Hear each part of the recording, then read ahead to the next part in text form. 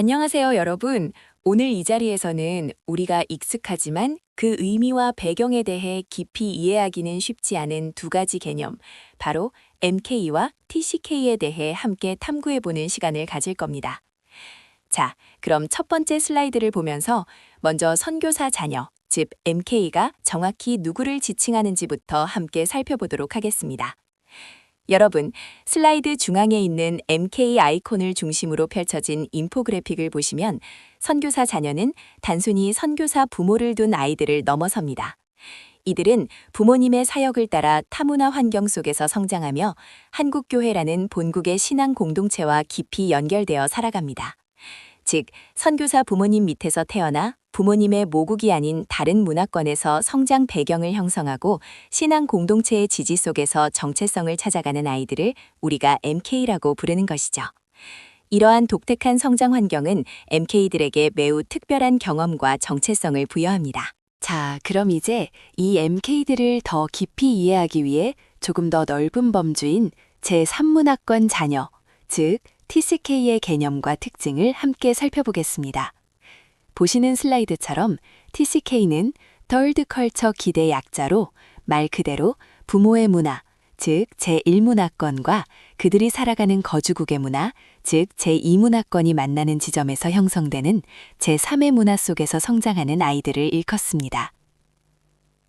우리의 TCK들은 단순히 두 문화 중 하나를 선택하거나 완전히 동화되는 것이 아니라 두 문화의 요소를 융합하여 자신만의 독특한 문화적 정체성을 형성하게 됩니다.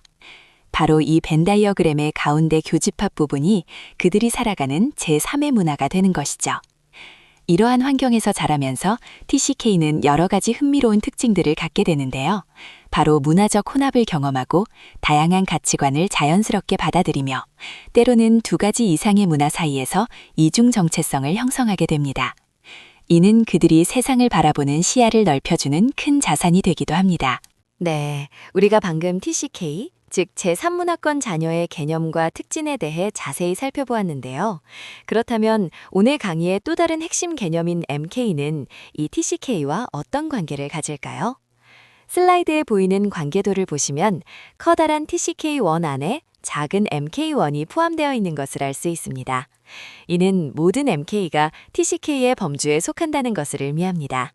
즉, MK는 선교사 부모를 따라 다른 문화권에서 성장하면서 다문화 경험이나 잦은 이동과 같은 TCK의 보편적인 특성을 공유하게 됩니다. 하지만 동시에 MK는 TCK 내에서도 특별한 위치를 차지합니다. 이 관계도 안에 MK1에 명시된 것처럼 부모님의 선교적 사명감과 그로 인해 자연스럽게 내면화되는 신앙적 가치관이 MK의 정체성에 깊이 영향을 미치기 때문입니다. 이처럼 MK는 TCK라는 큰 틀 안에서 독특한 경험과 가치관을 형성하며 성장하는 집단이라고 이해하시면 되겠습니다. 자, 앞서 TCK가 어떤 존재인지, 그리고 MK와는 어떻게 연결되는지 살펴보았는데요.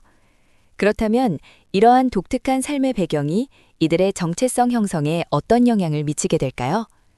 지금 보시는 이 슬라이드에서는 TCK들이 겪는 정체성 형성의 양면, 즉 강점과 도전을 함께 살펴보겠습니다. 먼저 저울의 한쪽, 밝은 아이콘들이 있는 강점 부분을 보시면 TCK들은 여러 문화를 오가며 자연스럽게 글로벌한 시각을 갖게 됩니다. 다양한 언어 환경에 노출되면서 뛰어난 언어 능력을 개발하는 경우가 많고요. 잦은 이동과 변화 속에서 어떤 환경에도 빠르게 적응하는 높은 적응력을 키우게 되죠. 하지만 동전의 양면처럼 이러한 과정은 동시에 쉽지 않은 도전을 안겨주기도 합니다. 어느 한 곳에도 완벽하게 속하지 못한다는 소속감 부재를 느끼기 쉽고 여러 문화권 사이에서 나는 누구인가 하는 정체성 혼란을 겪기도 합니다. 또한 사랑하는 사람들과의 잦은 이별의 아픔은 이들이 감당해야 할 정서적인 큰 짐이 됩니다. 결국 TCK의 정체성은 이처럼 풍부한 강점과 함께 깊은 도전이 공존하는 복합적인 과정이라고 할 수 있겠습니다. 자, 이제 마지막으로 앞서 살펴본 MK와 TCK들이 겪는 독특한 정체성 형성의 과정과 그 강점, 그리고 도전들을 바탕으로 우리 교회가 이들을 어떻게 이해하고 함께 동참해야 할지 함께 고민해 보고자 합니다. 화면에 보이듯이 한국 교회의 이해와 동참은 그 어느 때보다 중요합니다.